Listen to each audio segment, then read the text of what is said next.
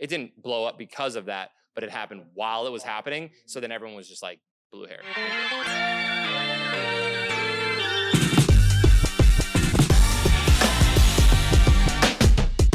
Welcome to Verified, a Detroit Pistons podcast presented by StockX. I'm Shilpa, and I'm your host. I'm Dwan. I'm your co-host. And today we have a very special guest. He goes by 3 names: Richard, Ninja, and Tyler. Hello. Welcome. Thank you guys for having me. One of the craziest things that I don't know if it's society or whatever. Yeah, there are these things they put on you, and they're like, steak for breakfast? Never. Steak's a dinner thing. Potatoes really isn't a lunch thing, really. But you can eat whatever you want. Yeah. Like the stigma of breakfast and like cereal. Cereal's terrible for you. You're getting absolutely no nutrition. It's literally nothing but sugar. Sugar, calories, emptiness, dude. I always had, when I was in high school and in middle school, I think I felt it more in high school as I was like needing more from my body. Yeah. I would have, my mom being a great mom at the time. She's like, here, eat your Honey Nut Cheerios, whatever, like before you go out. It's good for your heart. And I ate, Lucky Charms, Honey Nut Cheerios, Life, all the whatever. And dude, I would be at like 8 a.m., 9 a.m., second period, like sleeping. Yeah. Like no energy, dead. And like, I'm thinking it's me. Right. Fast forward now, it's terrible for you. Yeah, you realize like no nutrients. None. And that's just mainstream media, dude. And at that point, you're like, oh my God, I had breakfast this morning. I'm going to be so productive in school. Right. And no, you're literally on a sugar high and you're out. Exactly. And you're crashing. You're crashing first period. Dude, I'm in first period passing out, trying to stay awake. And I'm like, am I the worst student in the world?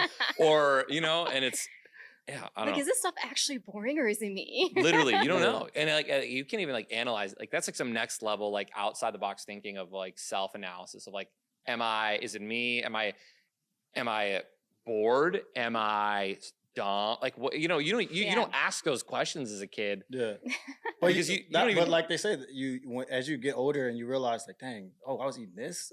You start reading those labels. You're like, oh yeah, gosh, 50 ingredients for a box of Cheerios. Yeah, no, it's wild. And as I get older, it's one of the things I preach about. I know we're not even talking sports yet, but this is one of my favorite things. I love, as I get older, like feeling things in my body and like knowing what's coming. Right. So like, and I'm talking about obviously like bowel movements, and I won't go crazy into it, but like when you're a kid and you eat something or whether it doesn't sit well with you, maybe you're like, you have allergens to it or whatnot. And I'm sure this happens to players, let's bring it back to the sports. You're talking about min-maxing and making sure that you're dominating. If you have a gluten intolerance or whatever, and you don't even realize it yet until you get tested. Right. Yeah. You're out there maybe playing half energy and you don't even realize it. Because you ate something you shouldn't have. But like, as I get older, I'm like, bro, like I feel something like move in my body. I'm like, oh.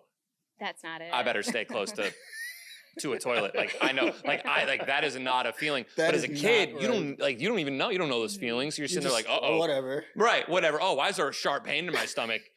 You get in the car, and mom's like, keep chilling, play video games, whatever I was doing growing up, and then out of nowhere, I'm like, But now I gotta find the bathroom. I know what's going on, dude. I got that shit like clockwork, bro, mapped out. Yeah, it's like crazy because I feel like almost every other person I know has some kind of like problem where they can't eat gluten and all this stuff, or just like, I don't know, diet restrictions. Welcome to America, bro. Yeah. The number one thing that I love is when people are like, they travel to Italy, they travel to all, places with just cleaner ingredients.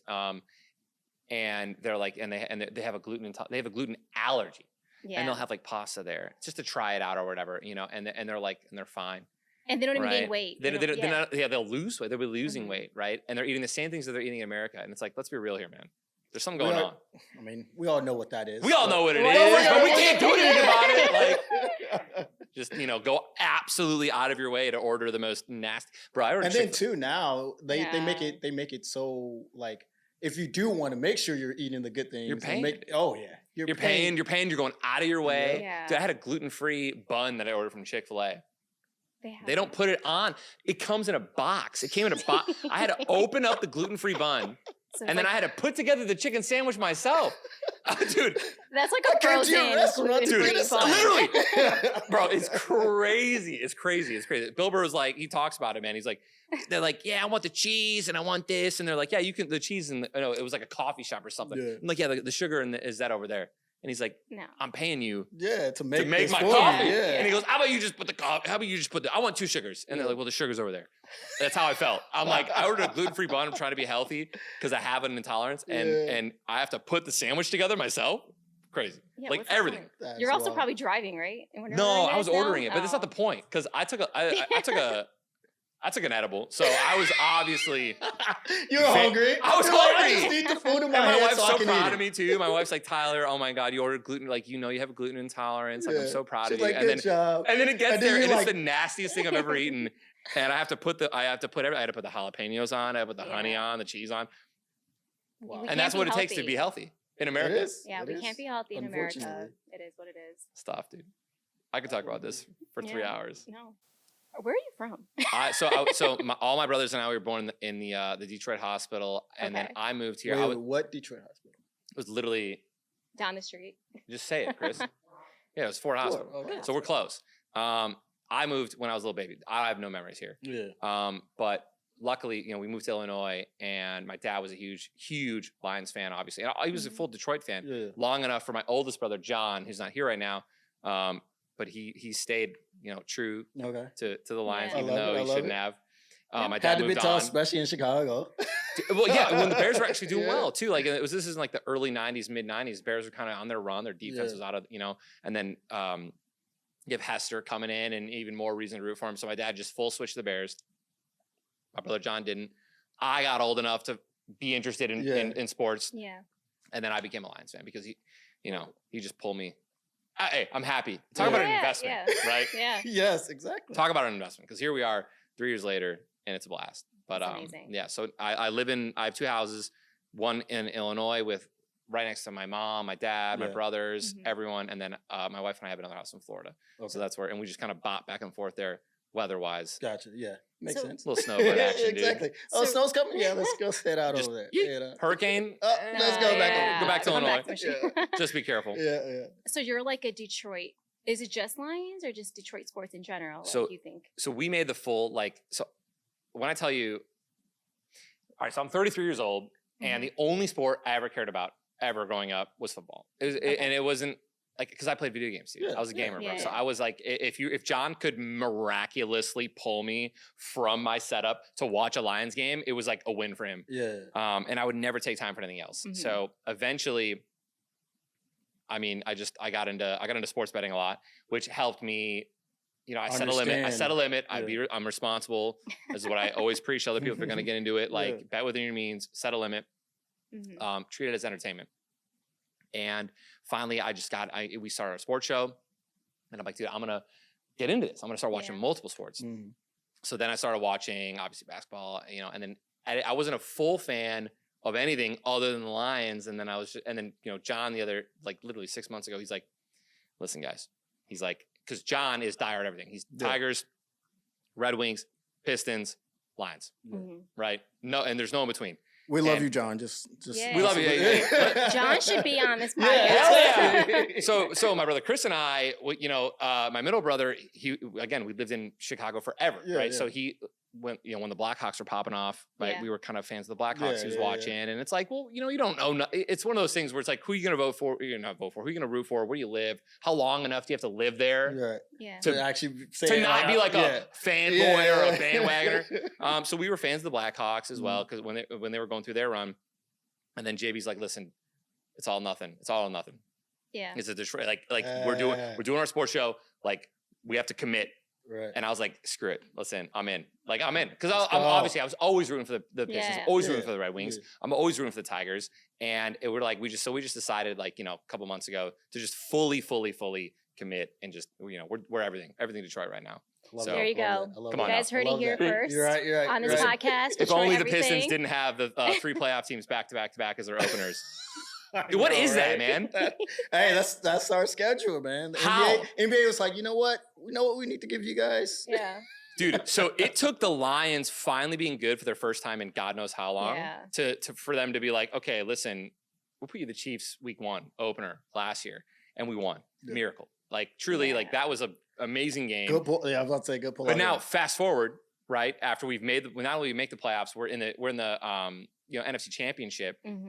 And now we play the two teams, our first 2 games as Lions. Again, we're good. We've proven that we can get there. Yeah. Now we're playing Rams week 1, Bucks week 2. 2 playoff teams immediately. And again, we've proven that we can beat them. So like, I'm not mad about it. Yeah. But the Pistons, we had the worst record in the NBA. And by the way, those games, there were a lot of close games. So I want to point that out. Yeah. I mean, too. But now you're going to put us against 3 of the best teams? Yeah, exactly. Like, what are you trying to do to us, dude? But it's like watching it, the chemistry though, I feel like it's there. And I think this was a issue last year. I feel like the chemistry is there and then fourth quarter comes and it's like it's that fourth quarter drought. You can't, like what's happening? There's like we need to figure out what that is. It's building blocks, like even though we do have a tough schedule right off the bat, but at the same time, if we're already seeing how we can battle with these tough teams right off the bat, by the end of the season, when that chemistry is built up even more, by the team camaraderie being better together and stuff like that, by practicing and things like that, it's going to make it easier for them at the end of the day because they know, hey, we've already played this guy or that guy or whatever. We know he likes this, he likes that. Let's go ahead and tackle him this way. You know what I'm saying? Yeah. So it sucks to be at the beginning of the season. Again, but we almost beat Pacers, man. Game 1 would have been a beautiful win. We were up so much, we were up enough, and then fourth quarter drop, bro. We're manifesting it, right? Yeah, exactly. Next year, we're gonna open up with next year Celtics. How about this year, dude? I'm saying, how about we pull a Tigers, bro? Yeah, exactly. Where we have a 0.01% chance. And then we make it happen. Come That's what on, I'm rooting for, dude. That's all it takes. I mean, it's confidence, man. Like, so I'm not comparing, but like I've been a competitive gamer, in professional esports forever in multiple different titles, and like there is something about you catch fire, like you're underrated. Momentum means everything, though. Every confidence, right? And like you get hot. You get hot too. Tigers got hot, bro. Who let the Tigers get hot, baby? That's what I'm talking about. So if the Pistons can do it, I'd love to see it, man. Again, Cade and Ivy, they really were dominating the end of the season last year, and I'd love to see him just. You know what's missing too, though. You come to a couple games, man. Hey, we're here tonight. Again, it's the Celtics, but we're here tonight. Dude, the one thing I love about this is not sports betting advice. In fact, this is probably the worst advice ever. Oh, but like the Pistons are in it the first half. They play hard, they play tough, dude. And like no matter what their line is, right? Again, they're going up against the Celtics. I've done this before. I already talked to my brother about this, dude.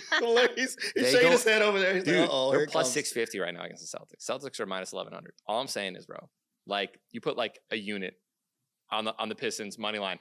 And if they're up at half, which they usually are, they're either tied or up. Like you can cash out at half and win some. He's giving you, cash out at half. Cash out at half because they're not going to win.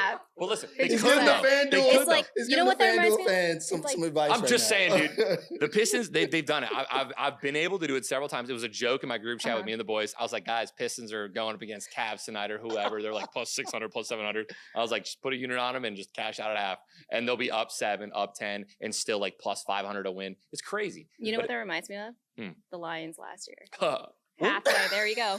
Dude, I still to this day, I have trauma, just pure trauma from the Lions. Massive trauma where they're up. Dude, we're up. Who was our last like close game?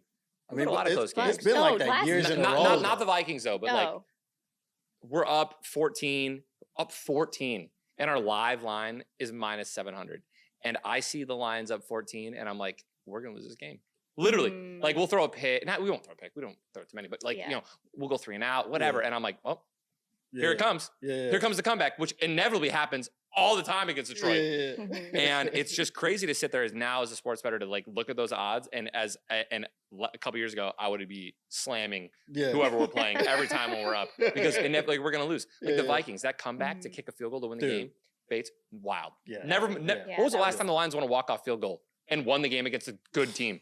Yeah, no, that was crazy. That happens to us. Yeah, right. 2 years ago, 3 years ago against the Ravens when Tucker kicked a record-breaking field goal to beat us. Oh, stop. But that's what I'm talking about. Like, so to break through that is wild. It feels good. Like it's almost like you have so much confidence. I feel like I have so much confidence in the Lions. I'm like, no, they're gonna get it. Like, I don't know, they're gonna win this. They're gonna win this for sure because they're so good finally, and they built every level to get there. I feel like that's honestly what I'm hoping for the Pistons. Like, work slow. I would rather be there for a team when they're not good to get good.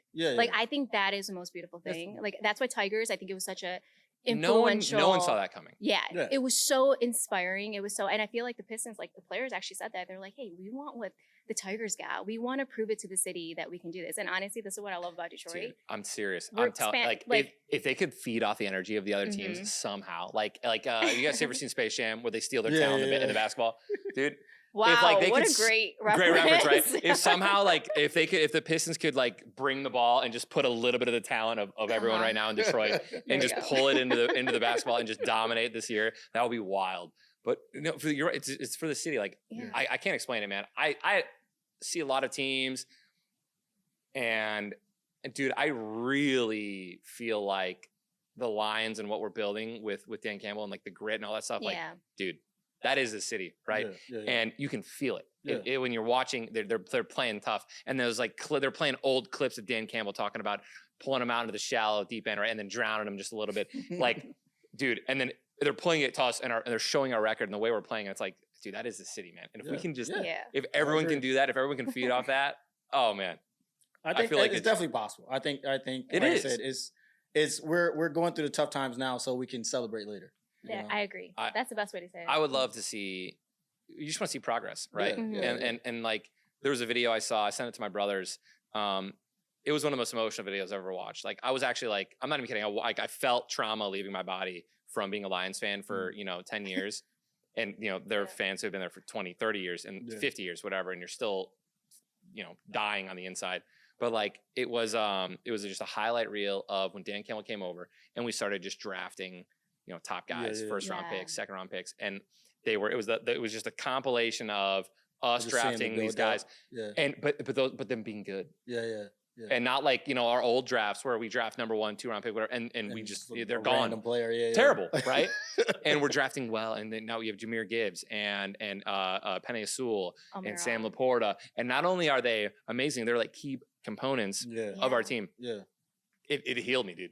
Watching this video, and it was a compilation of us win. Then it was showing us winning close games and clutching up, and it was amazing. And it's crazy things.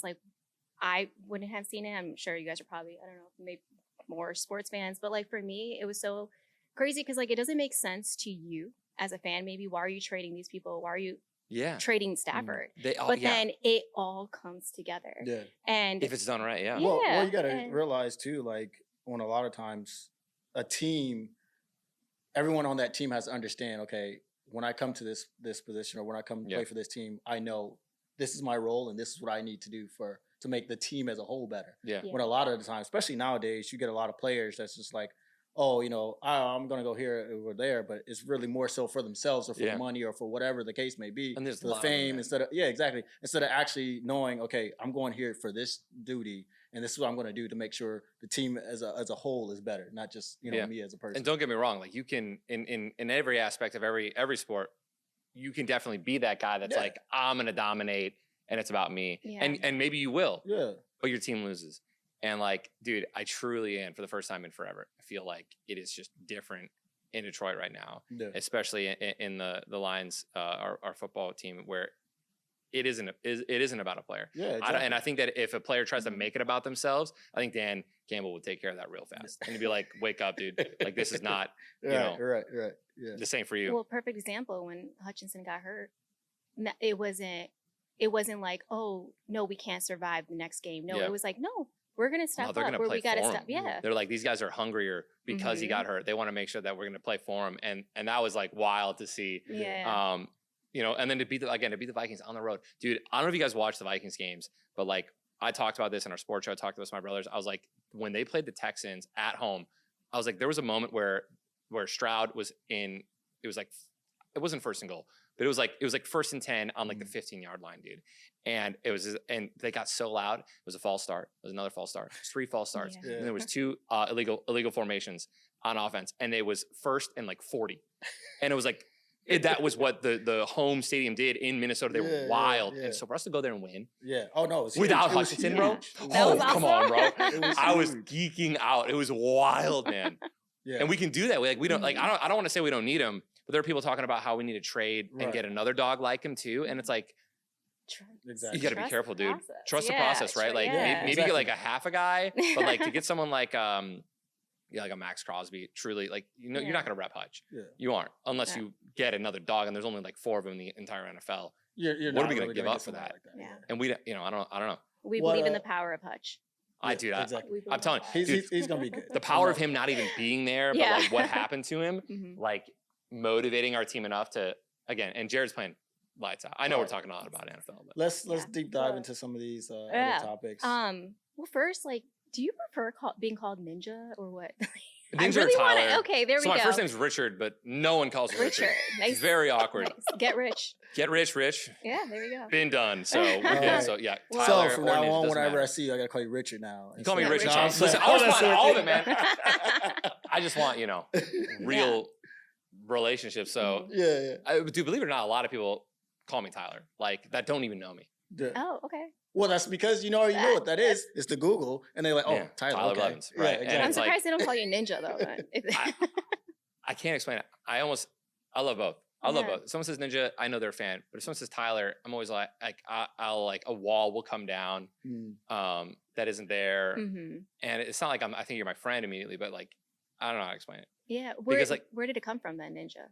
It's a super old story. So back in Halo 2 and Okay. Halo 3, so it was a first person shooter game. It's important to know because when you're first I don't person, know anything about Halo. so when you're first person, when you're a third person shooter, you're like you see your character, body, yeah. Uh-huh. you see your body, and you see all the movements. okay. And in first person, there's a lot more room for error, right? Because you don't You only see can your foot. what. So like what you would do is in Halo 3, there was this move where, you know, you would like turn a close corner. Someone has you one shot. So like any bullet will kill you. And you'll turn that tight corner and then as you turn it, you jump and then they turn and they're like, oh my God, where are you? And then like they'll back smack you. They'll like assassinate you like a one shot. Okay. And I was doing that. I was like 15 years old. Did that in Halo 3. And I said, get fucking ninja. That's what I said out loud. And I was like, oh my God, I got to make that my gamer tag. Yeah. Like, how do I get the F word as my gamer tag? Like effing ninja. So I was like effing EFFINN space ninja. And it worked. So then I was effing ninja for like, you know, years. And then this Halo Pro, Eli the Ninja, who's I love him. And he's one of the best guys to do it at the time in Halo 2. He retired professionally from esports. And then I was like, all right, well then I'll take ninja. Because I was competing on LAN as effing ninja in tournaments, and then he retired. And I was like, okay, I can take it now because, you know, he's not there anymore. So then I just became That's ninja awesome. everywhere. And then I eventually became big enough as a streamer to like reach out to social media platforms and then get my name changed to just the original ninja, because people were always holding it. Yeah. Right. Which is what people do. It's smart actually. Yeah. You can hold a domain but they were inactive for years. And when you do that, they're like, they'll take with your care of it. powers, you got what you want. It wasn't. I promise you, there was no strings pulled. It literally. They were like, he can't tweet or log in for 6 months. Yeah. That was how I got Twitter. The person didn't log in for like 6 months. Okay. And then they were like, okay, we can officially give you the handle, but everything else was. So follow-up question for that is like, when did you feel like you actually when was like you made it? For me, I felt like I made it when I was like averaging like 8,000, 10,000 viewers. That was crazy to me still, because I played Halo for such a long time. And like, I talk about like a glass ceiling. There's glass ceilings everywhere in the world, in every, genre and every aspect of life. And as a streamer, when I was streaming Halo, that glass ceiling there were only so many people that were watching Halo. Right. So like, I would never even though I felt like I was one of the best players in the world at whatever I was playing, or like more entertaining and good at what I do, it didn't matter because I could only reach so many people. Right. So you're not going to be a table tennis player, right? And you're not going to be bigger than LeBron James. Yeah. It's not going to happen. It's physically impossible because there's no audience in table tennis compared to the NBA. Yeah. Right. Exactly. So like you relate that to streaming, it was the same thing. And eventually, finally, I broke out and I was like, I'm going to start playing other games that are more popular. Yeah. And I started playing a game like H1Z1, which is one of the first battle royales that really popped off. And then PUBG. And I saw my viewers just start to go up. And like at that moment, I was making 6 figures for the first time ever. And I was like, that's it. I've made it. Yeah. Like that was it for me. And then obviously when Fortnite came out, that was when it was like, but I felt, dude, I was ready to ride 10,000 viewers, 8,000 viewers for the rest of my life. Yeah. Right. Or That's for as long as I awesome. could. Right. And that's what it was. Yeah. At the time that was making it. And then there was that moment where you played with Drake. Drizzy. Yeah. And who was it? Drake? Who else? It was Drake, Juju, and Travis Scott. That's awesome. And yeah, dude, How much did you carry them when you played? I carry the shit out of them, dude. But dude, here's the thing though. So Juju wasn't horrible. Travis Scott was definitely the newest guy. Okay. But Drake actually knew what he was doing. And I always talk about yeah. that. Like he was handing me mats at the time, like giving me good guns. Oh, but, okay. but to be able to do that and like know how to feed someone, like if you know how to feed the carry, you know enough about the game to feed the carry, which is like to me is amazing. Like I play with people. I always give shit to Diplo. Diplo's terrible at gaming. You want to carry him, like he'll be there as like a statue. Yeah. Right. Yeah. So there's levels to it. Yeah. Drizzy knew what he was doing. Drake was great. Travis Scott was rough. I always give him shit for when he said, "Hey yo man, Juju, you got any Band-Aids?" And I thought it was the funniest thing in the world because I was like, here's this hard rapper asking for Band-Aids when it's called Bandages. And like, dude, it was the funniest thing. And dude, there's a clip of it. You can look it up. And I'm like, Band-Aids. And he goes, hey, I can't say the word obviously, but he's like, man, shut up. I was like, oh, sorry, dude. Like, my bad. But I was just flaming. It was so funny. But that whole night was a dream. It was like a fever dream. I don't even remember any of it. And it was just random. Like they got on. We tried to and make you're it like, happen for a long time. Okay. And by long time, I mean like 2 weeks. And rapper time's a real thing. Oh, yeah. It just We all know this. it's wild. I imagine it's very much like athlete time. I imagine it's very close. But yeah, it was like we were gonna plan to play on Friday. He hit me up. I was like, let's play on Friday night. He's like, yeah, I'll be in the studio, but I'll have my setup. We'll be there. Yeah. And then it ran late, and he was Okay. like, I can't do it. I was like, all right, whatever. Who am I to be like, Yeah. you know? Saturday, same thing, didn't come. Sunday, same thing, didn't come. You're just waiting there, honestly. I wasn't waiting, but I was ready. He's like, I'm still I playing. didn't, yeah, literally, I wasn't changing anything. I was still Like, averaging 100,000 viewers, like Yeah. even before that. So like, Yeah. I was vibing. I was grinding. And then I never told my stream either because I didn't want them to be Right, let yeah. But, down or- where is he at? Yeah, exactly. And then fast forward, nothing on Monday, Tuesday, you know, whatever, because he just kept having work late. He was recording an album, and then boom, he's just like, "Hey man, I'm on." I got the text, "I'm on." 6:30 on a Wednesday night, Oh wow. and I just ended like a 12-hour stream. Oh, jeez. Literally, so I like woke up. I got like an alert from like an Insta DM, and I run downstairs, schedule the stream, go live, boom. That's awesome. Nice. Is there someone that you really want to play with still? No. I want to. So one of my favorite things about the whole Drake thing was like he was a gamer, and he is a gamer, and like I don't care what anyone says, like just I can tell immediately because I hate playing with people that don't know what they're doing. Yeah. It's one of my least favorite things, and it's one of the things like Andre's not here right now, my assistant, but I'll tell him, you know, we get people messaging us all the time. Hey, so and so's a huge fan, would love to play duos and run games with Ninja, and then I'll be like ask them like a question about like The game, yeah. and they'll just completely miss it and fail it, and I'll be like, no, I'm not playing with this person. Wow. Like, and even though they're Yeah. massive, and it's because I want to play with authentic gamers that want to play. Yeah. That means you're actually passionate, which is amazing. Well, it makes it so much more fun. Yeah. And it's not When me. it's fun for the viewers too. And like, dude, it's 100. Dude, imagine Definitely. you're a fan of a rapper or a singer, and they dominate when they play with me. exactly, yeah. And you're like, holy shit, did he drop like 15 kills with Ninja? That's insane. And like that's way better than me just dropping 30 and like struggling to win the game. Yeah. So anyone that is just a fan of gaming, I'd love to play with and stream with. Of course, if it like makes sense and I know who they are and I'm a friend or you know a fan of theirs as well. But the more that they're actually gamers, it's just so much easier. That's awesome. That's actually good to know. And then you were like, also, it's nice to know that you were also just satisfied with who your followers are right now, because like that's they're real followers. I don't know. It's just like it's all about authenticity right now go. for me in my career and like where I'm at. I'm 33 years old. Like let's stop cutting the shit, dude. Right? As a streamer and a gamer, like will I be able to compete at a high level in video games for a long time? Yes, because I can play them for 8 hours a day or more. And that's one of the things that a lot of people don't. I mean, dude, that's almost like sports in general, dude. I'm sure there's levels to it and there's layers to it, but like people, I mean, like I look at I'm gonna perfectly use LeBron because he's a perfect example of like that kind of almost counteracts what I'm talking about, because he does put so much time in to still be at that level at the age that he's at, but he's doing so much outside of basketball. So it's actually stunning that he can still compete. And he's still he's got podcasts, he's got shows, he's got endorsements, he's doing all these crazy things. What normally happens is people, I mean, you look at I mean, I'll call him out. You look at Travis Kelce right now. Kelsey's everywhere. Yeah. He's doing 50 different billing commercials. God knows how many endorsements he has. Right. Right. And this is his worst season he's had in years. Yep. Yeah. At the end of his career, if you will, Yeah. like late end of his career. And what normally happens is that he'll continue to do that and then perform less, Right. make more money Right. outside of it. But it's the exact opposite of what's happening with LeBron, which is just crazy. I don't even remember the original question. No, this is perfect. I like this. But like that's, yeah. I'm just saying, like, so yeah, I was talking about my age. Again, I'm 33 years old. I don't stream as much anymore. Yeah. I don't game as much anymore. You don't need and to. like, I don't need to. I love it. So I want to.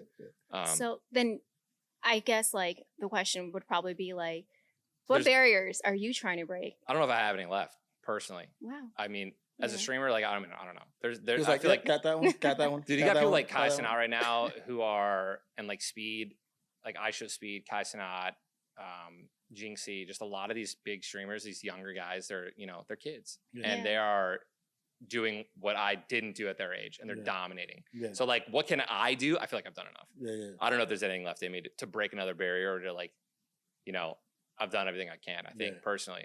Like, am I going to keep streaming? Sure. Am I going to keep making great content? Sure. Yeah. But like, am I going to be like breaking records and like setting new trends and stuff like that? Probably not. Yeah. But I feel like you did. I definitely Yeah, did. I you, like to like, think I you did. did And I re- hope I get my yeah. flowers, 5-10 years from now when people are like, You're getting some right now. What are you Mhm. talking well, I about? hope so. Well, It like- doesn't feel like it, dude. It doesn't feel like it. It feels like I get clickbaited and hated on for, legitimate Everything now.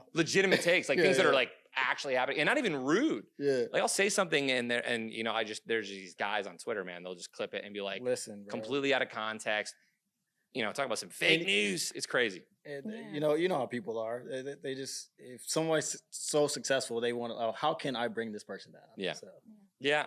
I great relationship with my wife to bring me mentally to a place where I can keep doing what I'm doing because Yeah, it's tough. Like I don't see why I should when like, I mean, you already met all your milestones. that I've you wanted done to do. everything Yeah, I yeah. feel like I can, and then like to keep doing it is almost insane Yeah. because there's way more negatives than positives right now to keep streaming. Well, on the mental state, I remember it was a mental question that you wanted to ask him.